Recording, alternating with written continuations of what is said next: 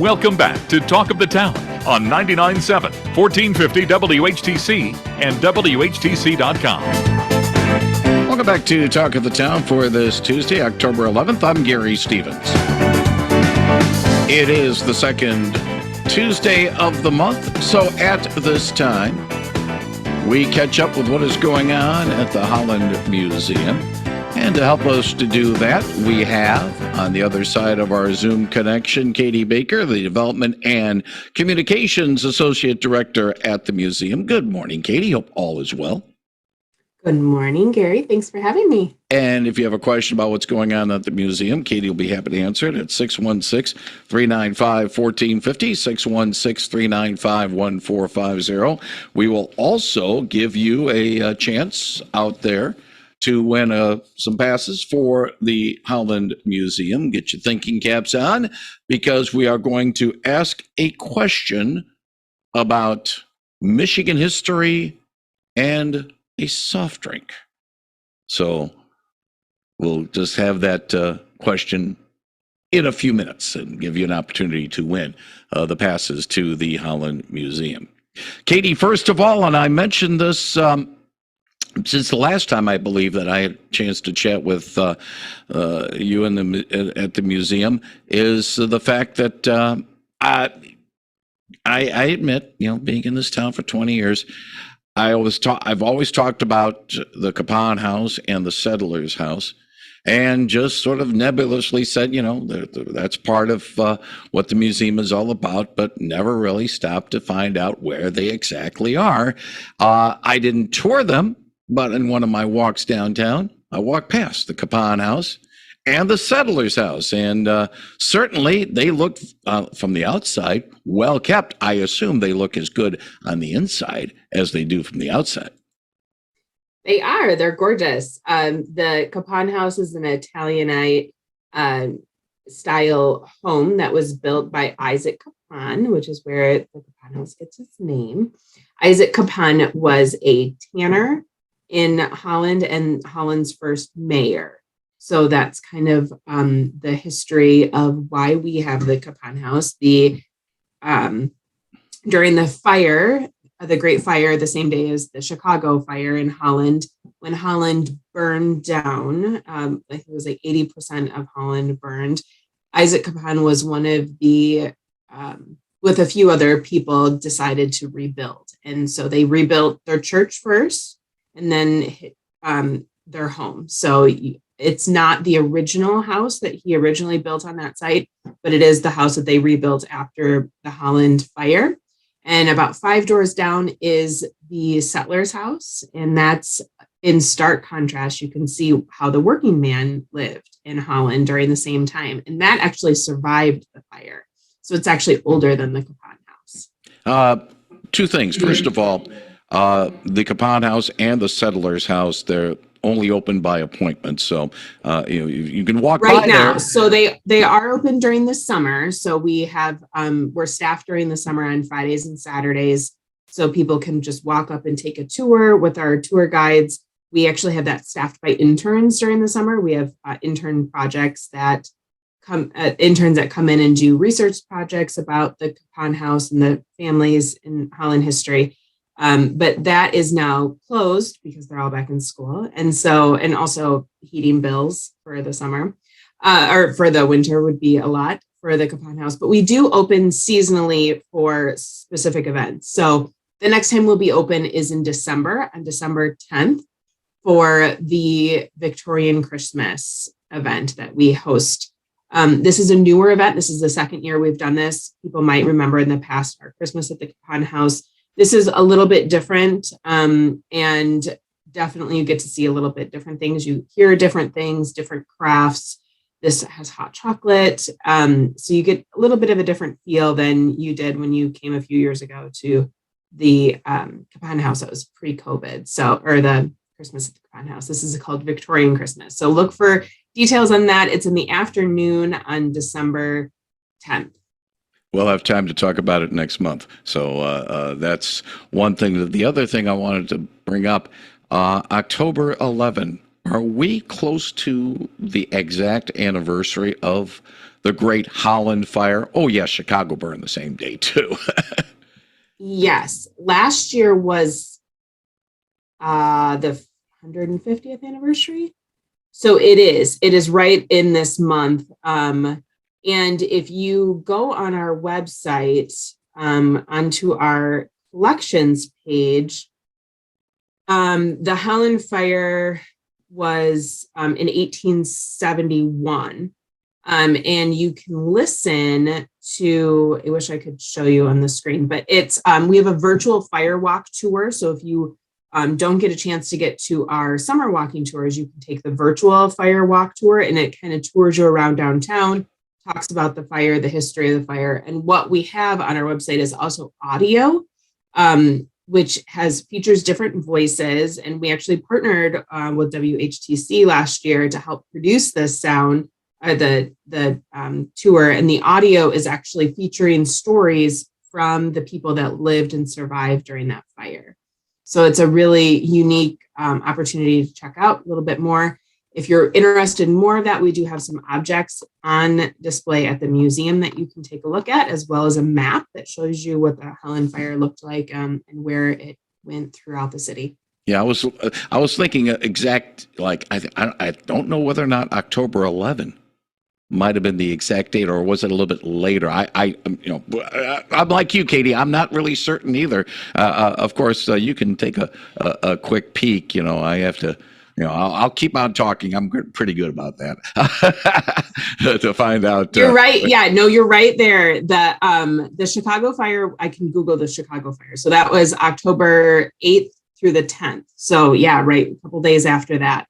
But it was 1871. I knew it was 1871. But yeah, and the Chicago Fire killed 300 people. Our fire at the same day, like you said, is the same day in Holland. There was a couple other places along northern Michigan that actually caught fire the same exact day. Just happened to be drought, and or the rumor, Gary, was that Mrs. O'Leary's cow that started the fire in Chicago, a spark flew across Lake Michigan and sparked in Holland. I don't think so. I don't think so. Yeah, I think maybe it was just conditions were precise, but it happened to be, like you said, the exact same day as the Chicago fire. So yeah, right on the anniversary. Katie, tell us a little bit about the current featured exhibit at the Holland Museum. It's titled "In Service to Others: A History of Holland's Women Missionaries." Tell us all about it. This exhibit is on display until November 28th. So you've got a little bit of time to stop in to see it, but we hope that you will. In Service to Others features women in the missionary field who sought to improve the lives through the expansion of education and healthcare to communities across the globe. What you'll see when you come into the exhibit is individual women featured in their stories. So you'll learn about a woman who traveled to China. You'll learn about a woman who traveled to India. And then you'll hear their stories and see some artifacts from their travels. We obviously can't feature everybody from Holland, but what we have featured are people that we have their stories in our collection.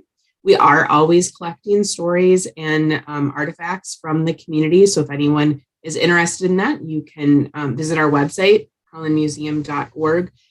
There's a process for getting collections to our website, getting objects donated to our website. We have a collections committee. But this exhibit was created by the Holland Museum staff from artifacts from our collection, and you'll learn about some wonderful women and the good work that they did throughout the world. What time frame are we looking at in terms of when these women served? Off the top of your head, I don't know whether or not you can access that, but are we looking at those who may have served at the beginning of the 20th century? Do we have any stories about women that maybe of more recent vintage, or what? I would say it's late 1800s to the 1950s, 1960s is kind of the time frame of the women that are featured. It sounds like our understanding is the first single female missionary in the United States was appointed to serve overseas in 1826. Now, Holland did not have a missionary yet for probably 50, 60 years after that. But we do have some stories, including Lizzie Capone. We talked about Isaac Capone. This is Lizzie Capone, one of his daughters that did travel to be a missionary. And these women served as doctors, educators, fundraisers, leaders in the communities all across the globe. So you get a little bit of history about the women, history about the country that they traveled to, and you get to experience maybe a few of the artifacts that they took with them. Yeah, it'd be interesting to, man, I don't know. I don't mind stories that tell of women, in this case, or men that have done things, 50, 70, 100 plus years ago. But I'm also interested in maybe some history up to date, because missionaries are still going out today, and they probably have some thrilling stories as well. So just because maybe somebody who is currently a missionary, they might have some good stories to tell if they've been sent out. We actually had a program featuring some of the local missionaries that are contemporary missionaries, as you mentioned, Gary. We had a program earlier in this exhibit timeframe. We opened in July, and I think the event was in late August, and that is actually featured on our website. So if you did not get a chance to see it in person, you can take a look at it and learn about those local women that were a little bit more of contemporary history. Yeah, that would be definitely of interest. Well, in my case, or those who want to see history, as they say, come alive. 616-395-1450. If you have a question about what's going on at the museum, this is as good a time as any to talk about when the museum is open. Katie, to be able to see the exhibit In Service to Others, a history of Holland's women missionaries, what are the regular museum hours?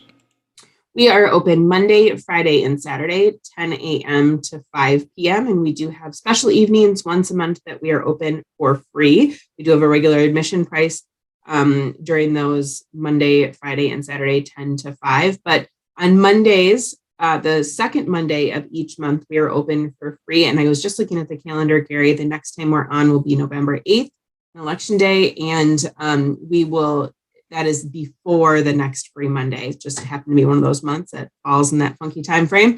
So the next free Monday we just had one last night, so you missed last night, but November 14th. And that's from 4 to 7. And I know it can be kind of confusing because we're open at 10 a.m. that day. So from 10 to 4, you do have to pay for admission. But starting at 4 o'clock, it's free admission until 7 p.m. And this is a good opportunity if your kids are in school, or if you have sports on Saturday, or 8 a.m. soccer games like my son does. So if you're looking for something to do on Monday evenings that can kind of be a fun activity where your kids are still learning, next Monday, November 14th, is when we are open from 4 to 7 for free in the evening. 616-395-1450 if you have a question for Katie Baker of the Holland Museum. As we get into our final break of this half hour, it's time to see if we can enable one of our listeners to enjoy a couple of passes to the Holland Museum. The first caller at 395-1450, 616-395-1450, who can correctly answer our trivia question will receive a pair of passes to the Holland Museum. Here's the question. Name the Michigan-made beverage created in the city of Detroit that was the first soda pop in these United States.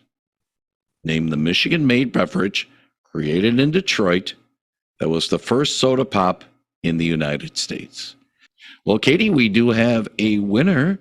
And the question again, name the Michigan-made beverage out of Detroit was the first soda pop in these United States. Katie, what is the correct answer? The correct answer is Verner's Ginger Ale. Verner's Ginger Ale is the correct answer. Betty from Holland was our correct caller.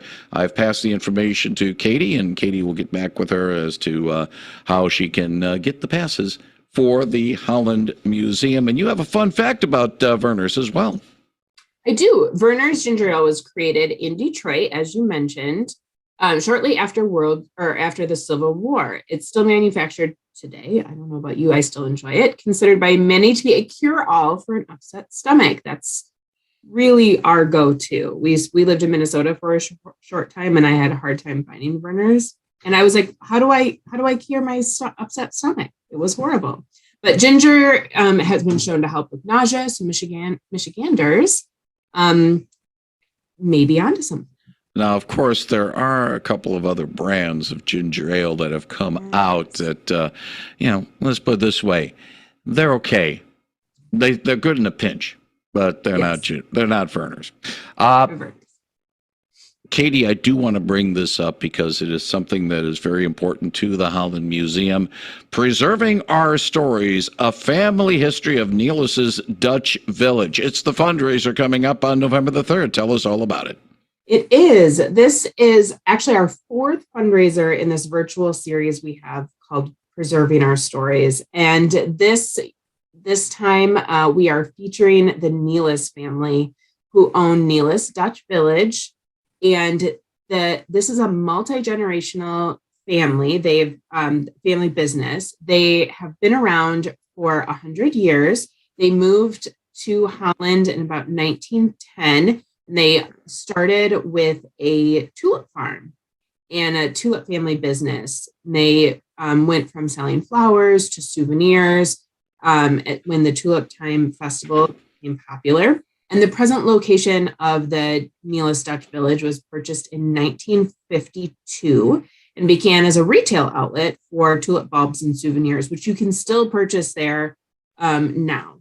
And currently this is operated by the fourth generation of the Nelis family members. Nelis Dutch Village continues to preserve the history and the culture of the Netherlands for the Holland community. This is a great tourist destination, and I know it's really popular with people that live in Holland. So we hope that you will join us for a special evening on Thursday, November 3rd at 7 p.m. We'll be doing a virtual fundraiser, so you need to sign up online to participate, and I'll email you a Zoom link to join us. And it's an hour, it's short presentation, but what you'll learn is actually Mayor Nathan Box will be our MC, and he'll be introducing the video, and then you'll watch a video. It's about a 25-minute video about the history of the Dutch Village. And this is professionally produced. We have all the family members come in and sit down. We tape them for about 4 hours, and then we condense all that footage into about a 25-minute video. You'll see a lot of family photos and a lot of great history in that short time period. And then toward the end of the hour, you'll get an opportunity to ask live questions with Joe and Harry Nelis, who will be on to answer questions about their family and about their family business. It's a really, really unique opportunity. You can take a look at some of our past Preserving Our Stories that we've done with the Holland Peanut Store, Dykstra Funeral Home, and Holland Bowl Mill. So you can get an idea of what it's like. The first 100 tickets get a special gift bag, and this gift bag has an $80 value. So you're pretty much getting your ticket for free. You get passes for Dutch Village for 2023, and you get a little ornament of Delph's shoes. You get a coffee mug, and you get 5 tulip bulbs. So it's time to plant those tulip bulbs, and you'll get that for your $100 ticket. You can find more information and sign up on our website at hollandmuseum.org. Quick question before we button things up, Katie Baker. Is there a deadline for registering for the fundraiser? October 27th, so toward the end of the month. Okay, I just was kind of wondering whether, people don't go on November 3 and think you'll be able to. No. They need a count to be able to. We need time to get you the Zoom link and make sure you have time to pick up your gift. because as part of your gift, you'll get a program for the evening, kind of a supplemental guide to the history with a timeline of the family and things like that. So. There are a couple of other events going on. We don't really have the time to discuss it at length, but I do want to pass that on too. It'll be the Slightly Spooky Cemetery Tourist this coming Saturday, the 15th, from 2 p.m. and 4 p.m. Over at Pilgrim Home Cemetery. Idlewild, the Black Eden of Michigan presentation on Thursday, October the 20th, and the Day of the Dead, Dia de los Muertos, and that's going to be coming up on Saturday, October the 29th, from noon to 3 at the Holland Armory. More information on all of those events on the Holland Museum website, which is hollandmuseum.org. Katie Baker, as always, thank you very much for telling us what's going on at the museum, a little bit about the Capone House and the Settlers House as well. Wish you and everybody at the museum well, and we look forward to having you and maybe some others with the museum joining us next month for the monthly update. Thank you, Katie. Thank you. Thank you, Katie Baker, on 99.7 and 1450 WHTC.